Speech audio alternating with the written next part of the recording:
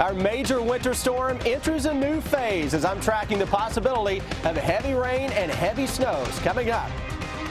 An emotional day for the family of a fallen Lexington police officer as they ask a parole board to keep his killer in prison. Why the family says he has not earned an early release. We want the exact same thing that everybody else wants. We want love. We want to have a decent life. We want to have a better community. 3 transgender women in Central Kentucky talked to us about their struggles and their fight for acceptance in the community.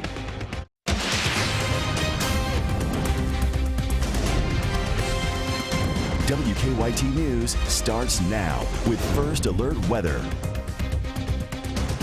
Good evening to you. First came snow. Now we are tracking heavy rain across much of Kentucky. But tonight, some heavy snow could return to parts of the bluegrass. It is another WKYT First Alert Severe Weather Day, and we begin tonight with Chief Meteorologist Chris Bailey. He's showing us what he's tracking right now, trying to sort it all out on the First Alert Defender. Chris? Yeah, we've got everything out there, guys. It's kind of a three-pronged attack now from Old Man Winter. Fog, heavy rain, and a heavy wet snow for some areas. The fog, though, is the immediate concern. Look at the visibilities now coming way down Florence. Somewhere under there is the I-75 corridor. Get into Lexington now, looking toward downtown. We can't see the downtown area. London with fog. Fog on the Mountain Parkway there, Campton. Louisville somewhere lost in the distance with the foggy weather. Everybody with snow on the ground. Here's what I'm tracking, though. In addition to the fog, it's a flood threat. Southern and eastern parts of the area. Heavy wet snow band will set up late this evening into the overnight. Significant totals for some, not all. We look at the flood watch that is out for parts of eastern Kentucky. I'm noticing a dense fog advisory now popping up into the Covington-Cincinnati area. That flood watch, though, eastern Kentucky for an area that has snow on the ground, has a lot of rain that is falling right now. Watch the creeks and the streams. Winter weather advisory is also out. I suspect some of this will be upgraded to a winter storm warning a little later on this evening. Storm system that is across the deep south continues to throw moisture into central and eastern Kentucky. For now, that is in the form of some very heavy rains, though temperatures slowly starting to drop, and we're going to see a band of snow developing on the northern and western side of that precipitation shield latter part of the evening into the wee hours of the morning. Chances are that's going to fire up somewhere right on top of the Lexington Metro and points to the east. Exactly where that does set up is all the difference in the world, guys, between 0 in the snow category and 7 or 8 inches. We'll show you a new call for snowfall when I come back in a few minutes. All right, a huge difference between those two numbers. In Lexington, most roads look a lot better than they did this time yesterday. Main roads are just wet, but on some side streets, drivers are seeing a slushy mess. Our Monique Blair talked to some of those drivers. She's live now to continue our First Alert Weather Team coverage. Monique? Well, Sam and Amber, yeah, like you said, a lot of the side streets here in Lexington look a lot like this one. Very slushy and very wet. So now emergency officials are really urging drivers to be careful tonight because if this temperature drops, this moisture on the roadways could freeze. The roads were pretty messy yesterday. I was out yesterday. The roads were horrible. Lexington Streets and Roads crews spent all night last night and today clearing the ranked roads on the snow plan. Today they're much better. I think the rain got rid of all the snow. The main roads are pretty clear. You get off on the city and county roads, then they're still a little messy, but this rain's clearing that up. The temperature is expected to drop in addition to the possibility of more snow. But Streets and Roads crews cannot go out now and pre-treat because this rain would just wash away all the salt. I think if it drops, the roads are going to be really bad because everything's really wet and slushy and rainy. So I think that's a big concern. Kentucky's emergency management Buddy Rogers told me his biggest concern right now going into the evening hours is black ice, which is more dangerous than snow-covered roads because you can't see it. Now, if all this moisture on the roadways doesn't freeze, there is still a chance we will see pooling on the roads. And that's because from all of the excess rain we're having and from all of this snow that's melting. So again, drivers are just really urged to be cautious if they're out driving tonight. I'm reporting live in Lexington. Monique Blair, WKYT. Monique, thank you. You can track snow and rain along with the latest traffic with the WKYT Weather Plus Traffic app. You can download it for free in the app or Google Play stores. Tomorrow, a man accused of killing a Lexington police officer will ask a parole board to release him from prison early. Glen Doneghy is serving a 20-year sentence for manslaughter in the 2010 death of Officer Brian Durman. But today, the officer's family told the board Doneghy should stay in prison. As Hillary Thornton tells us, the Durman family gave some emotional testimony.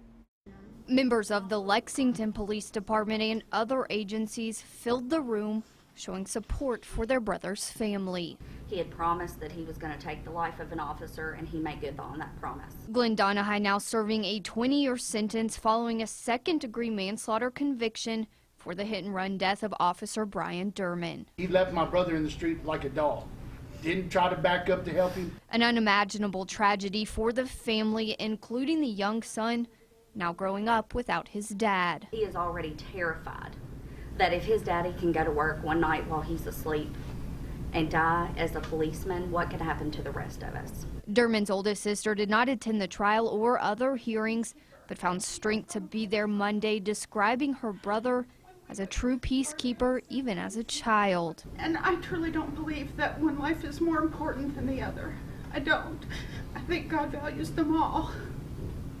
But Mr. Doneghy has made decisions his entire life to be a criminal. A family now once again asking that Doneghy serve out his sentence, which is at this point less than 7 years. Please keep him in prison, because I fear another situation like the murder of Officer Daniel Ellis could occur. If he were to get out, he might take the life of another officer while he is on parole, just like the offender in that case did. In Frankfort, Hillary Thornton, WKYT. Brandy Durman brought more than 5,000 signatures from people asking that Doneghy stay in prison. Doneghy will talk to the parole board tomorrow morning. From Caitlyn Jenner to hit shows like Orange is the New Black and Transparent, the term transgender has become more mainstream. For some Kentuckians, it's nothing new. It's something they've been living with for years, some in silence. Now, some transgender people are feeling more confident about living in the open. Tonight, I sit down with 3 women who are speaking out, hoping to break the stigma about their transition in life. She has more than 20 marathons and 30 half marathons under her belt. Running is a daily regimen for Tuesday Meadows. It's become symbolic for the 62-year-old. I believe I have run away from a lot of stuff in my life. Her story is much like that of Sylvia Rose, who holds a PhD and works for a major Lexington company. I think the most challenging thing for me has really been overcoming my own inner turmoil. Elizabeth Fawn has a master's in social justice and dedicates her career to educating others. It's about treating individuals with dignity and respect. 3 different women, one thing in common. They're all transgender, assigned male at birth, but all agree that was wrong. You're 5 years old. You don't know what's going on with you.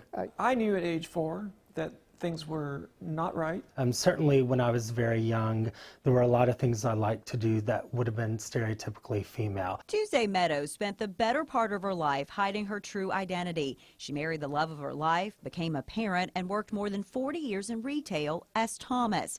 The only person to know her real struggle was her wife of 39 years. I'm thinking this one, I might have started hormones. In 2013, at the age of 60, Tuesday made the medical transition from being labeled Thomas to become a woman. Her life partner wasn't sure, but supported her with friendship and love. She told me, she says, I don't know that I can stay with you. And I said, I understand. I said, but I cannot not transition. Shortly after transitioning, Tuesday's journey became harder. She lost the love of her life to cancer and her support. I'm trying to figure out how to maneuver the world by myself, and I'm trying to figure out how to maneuver the world as a transgender woman. She has found the courage to be totally open about her transition. She writes for a Lexington Fairness publication and recently gave her first TED Talk at UK. Once you get identified wrong by the doctor, you fight that your whole life. It's a topic and community still highly misunderstood. We want the exact same thing that everybody else wants. We want love. We want to have a decent life.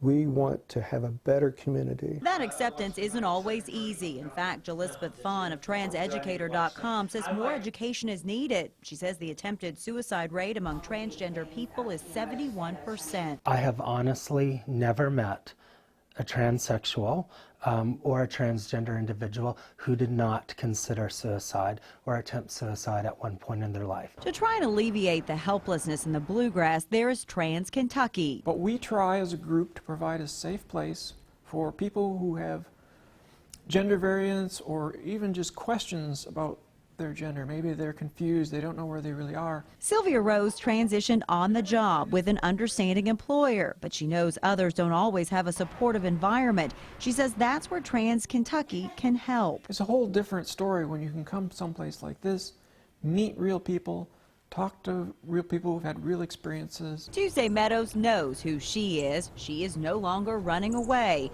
Instead, with every new step, she's hoping to make someone else's journey easier. And to have your family support you and love you means the world. If there was more of that, there would be a whole lot less suicides with the transgender community.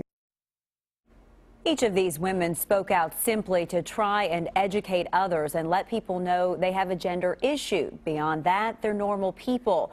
Wednesday, the annual Fairness Lobby and Rally Day will be held in Frankfort. That rally begins at 1:30 in the Capitol Rotunda. The day is about lobbying for fairness and equality for those who are gay, lesbian, bisexual, and transgender. Well, tonight we have a health alert from the University of Kentucky. Doctors at the student clinic say in the last week, more than a dozen people have been diagnosed with peritonitis. It's a swelling of the jaw that doctors say can often be a sign of a bigger virus. Kristen Kennedy has the story new at 6. Some students are worried. I had a friend who's already freaking out about it, thinking he had all the symptoms. And others aren't. I usually stay pretty healthy and don't usually catch anything. 15 people on campus have come down with peritonitis.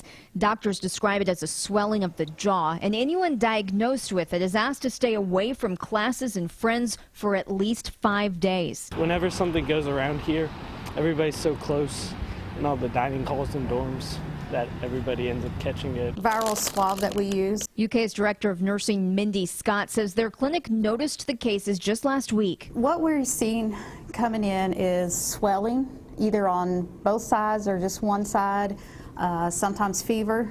Some of the students have had fever, some have not, body aches, chills.